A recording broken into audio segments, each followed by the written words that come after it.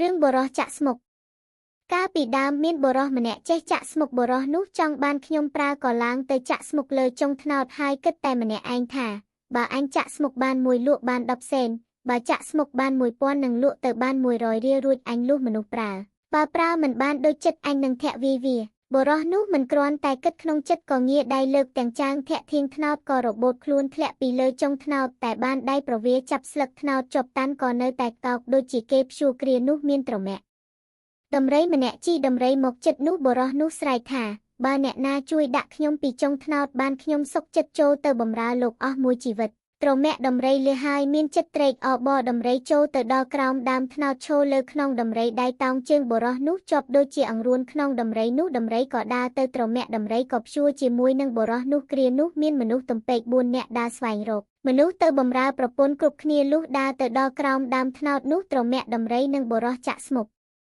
រស្រែកថាបើលោកអ្នកណាជួយខ្ញុំឲ្យបានរួចពីចុងថ្នោតនេះខ្ញុំទាំងពីរអ្នកសុខចិត្តទៅនៅបម្រើលោកអស់មួយជីវិតទំពេកទាំង4អ្នកនោះរឿហើយត្រេកអរណាស់គិតថាបានដូចសេចក្តីប្រាថ្នាក៏ស្រែកថាយើងទាំង4អ្នកនឹងជួយអ្នកឲ្យរួចទំពេកទាំង4ឈរក្រោមដើមថ្នោតយកសម្ពុតចងខ្វែងទល់មុខគ្នាជា4ជ្រុងហើយស្រែកប្រាប់ទៅបរោះចាក់ស្មុកនិងត្រមាក់ដំរីថាចូលអ្នកទាំងពីរអ្នកទម្លាក់ខ្លួនពីលើចុងថ្នោតនោះមកចុះ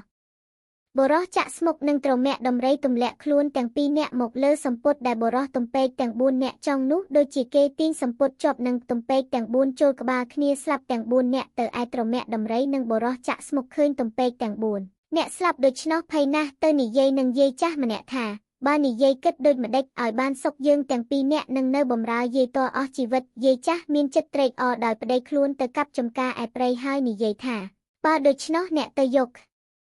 មួយទាំង4នោះមកដាក់ក្នុងផ្ទះចង់រុំឲ្យស្រេចរួចយាយចាស់ឲ្យយកខ្មោចមួយចេញពីផ្ទះមកគាត់ស្រែកយំអ្នកស្រុកសួរគាត់ប្រាប់ថាប្តីគាត់ស្លាប់ក៏អ្នកស្រុកក៏ជួយយកខ្មោចនោះទៅដុតយាយចាស់ប្រាប់ថា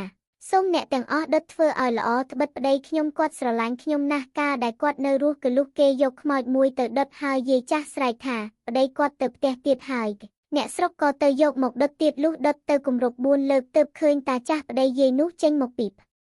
ព្រៃចំការមានខ្លួននោះប្រឡាក់សុទ្ធតែឈូងពួកអ្នកស្រុកឃើញក៏នាំគ្នាដេញចាប់តាចាស់នោះយកទៅដុតទាំងរស់ឲ្យស្លាប់ទៅ